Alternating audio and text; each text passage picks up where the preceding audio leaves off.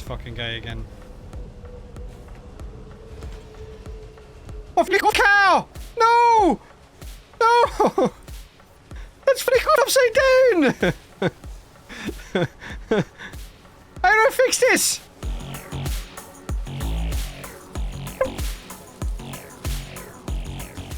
So Pacific Drive is a pretty damn unique survival game where driving is the key feature. Think less pimp my ride and more where do I hide. Hey, what's up you beautiful feckers? How you all doing? This is not sponsored. So over the last week or so I've had a lot of fun driving through the preview of Pacific Drive and crashing at high speeds. Also watching my car get yeeted by vents of gas and land on its roof. Not to mention barreling down a hill in a forest in a race to get to the extraction zone before it closed on me. Now, I love survival games. Right now, I think they're my favorite genre of game because we can sink countless hours into them just building and gathering resources. I just find them very, very satisfying. So this one is definitely one to keep your eye open for. We only had access to a few beginner quests and a couple of zones that we could jump to in order to scavenge, but it let us get a great feel for what to expect when the game goes live on February the 22nd. Now, Pacific Drive is a single-player upcoming survival game with a twist. Visually, it is beautiful. Randomly generated zones each time you enter them. Pre-planning which path you want to take with your car in order to get to those zones. Different levels of threats in each zone. And of course, that race to the exit before the zone closes on you and of course kills you. Think a Battle Royale ending phase where the zone shrinks, except it's not multiplayer and there is no winner chicken dinner unless it's roadkill. All while trying to gather materials to upgrade your base and of course your car in order to dive deeper into the dangerous zones and eventually, hopefully, escape. It's a driving survival game. That's the general gist of it. You have a base, but you also have your car as your home away from home to upgrade in order to navigate your way through all of these areas. Now, in Pacific Drive, you're technically a delivery driver who gets sucked into the Olympic Exclusion Zone in Washington State. Kind of less scenic and more sci-fi horror. Think of it as nature's way of saying, welcome on in, now we're going to just test your limits. Your only ticket out of here now is to go further into the zones and explore them. Your trusty steed of choice, of course, in this ordeal is a station wagon that's a bit of a wreck. It's a clown car. Its steering is messed up and it's hard to turn. It's falling to pieces, so of course you have to upgrade it. This rusty kind of bucket of bolts becomes your mobile base or your fortress on wheels, although it's a fortress that's about as sturdy as a wet paper bag. Starting from your garage, which is also creepy, it's like a rundown shack in the woods, you venture into the exclusion zone with a crowbar for when things need a little bit of a persuasion to open them up.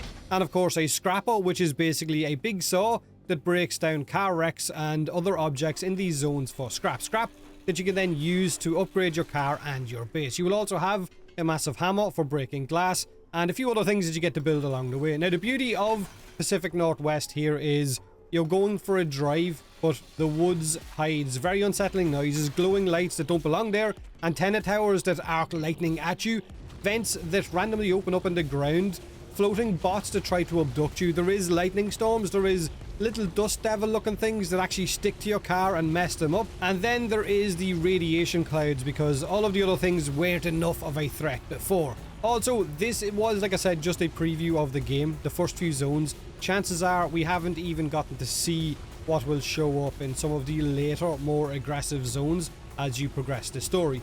Then there is the mannequins, right? The mannequins. They are scattered around everywhere, sometimes in numbers, sometimes alone, always feckin' creepy. Weeping feckin' angels, if you know what they are. They move when you're not looking. They will surround your car if you leave your car for long enough. And they also explode. They have little red flashing hearts, and if you bump into one of these things, it will explode, causing a chain reaction which will more than likely either blow your car up or kill you. So there is that extra dash of creepiness with those weeping angels. And as if this wasn't enough, like I said, you've also got the radiation pockets. Thunderstorms and obstacles that you have to swerve to avoid. Not to mention the large storms that can spawn in and move across the map. And if you drive off the road, you could get a puncture, which will affect your steering and of course the performance of your car. Your survival in Pacific Drive depends on keeping your car, which is just about running. You need to keep it fueled, the battery needs to be charged, the headlights need to work because, as you know, seeing is generally considered useful. But there is something really satisfying about sprinting your way through the end part of a zone in order to extract and then getting your car back to the garage, whether it's in one piece or not. You get to patch up tires, replace doors with some of the scrap that you've gotten in that zone. You get to slap on decals if you want to, or you can stick on extra lights on the side of your car, extra storage on the side of the car. You can put an extra fuel tank in the back of the car. You can continuously upgrade your car to eventually have armored plating on the side of it as well. But here's the kicker, right? The car apparently develops quirks, not cute little habits, but what the hell is kind of happening quirks. Ones where you're left scratching your head thinking, wait, was that door always open, or did I open that myself? It basically messes with your head. Now, venturing deeper into the zones, there's always more for you to discover, more dangers, but there's also more resources. Every little piece of scrap, every wire, every chemical is something that you can use on your car or on your base or even on yourself, because later on you can upgrade the clothes that you're wearing to reduce the amount, I guess, of radiation or environmental damage that your character can take. But the ultimate goal is more or less to upgrade your station wagon into something less station wagony and more post-apocalypse, so that you can venture into those further zones, find out what the story is, and escape back to normality. Now, you start attaching all sorts of gizmos to your car. You can turn the hostile elements in those zones into benefits by strapping wind turbines onto your car, or a lightning rod which will charge your battery. Basically, you can harness the power of those zones to benefit you and your car. You have a workshop that will have recyclers, will have healing machines for your cars. You can paint your car, you can stick decals on it. Like I said, you can put armored plating on it as well. Not to mention, there is an upgrade station where you more or less spend points to upgrade unlocks for new stations for you to upgrade your car better. There is also ones that will allow you to upgrade the storage in your base as well. My only real gripe, I think, with the game in the limited time that I got to play it was I wasn't a huge fan of the waypoint system. I got a little bit lost a few times and a little bit confused. Some of the zones were quite dark, especially when you're going into some of the buildings, but you can of course build a reusable torch, which helps in a huge way for that. But the UI was a little bit confusing to start out with as well. Now, if you like survival games, then Pacific Drive is definitely a game that you want to have on your radar, and you don't have long to wait. Like I said, it is releasing in February the 22nd. It is a game, from what I've played so far, that promises to be quite a journey.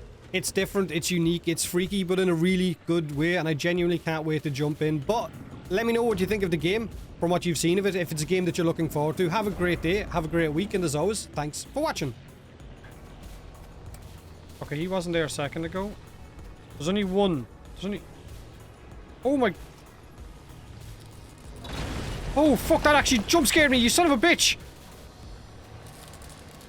Where's he gone? He's here.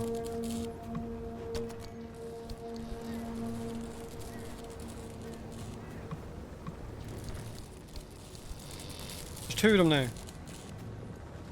Oh.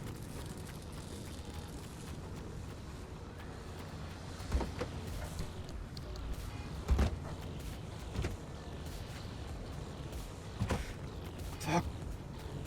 Oh, it's getting closer to the car. Where do I need to go? Straight on.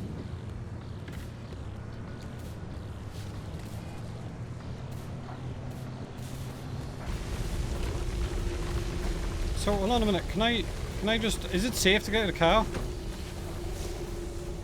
Because there's one of these things up here. Like, I swear to God, if I come back and the car is just... the car is just... Fucking hell.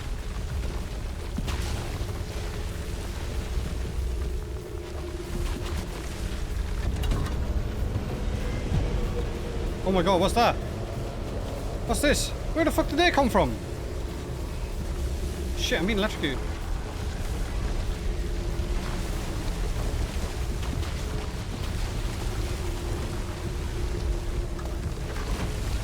Oh.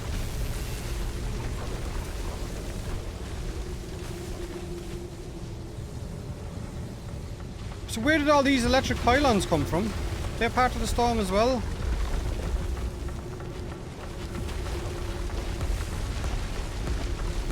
Okay, I really like this.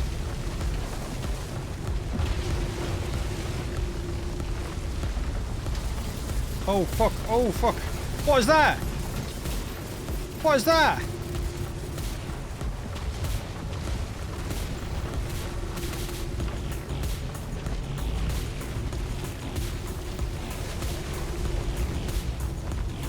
The car's taking a bit of a battering at the minute, actually.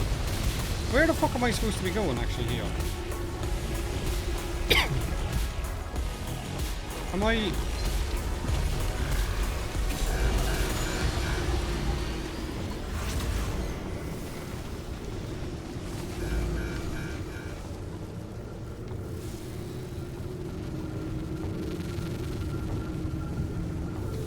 Have I died yet? No, I haven't, no.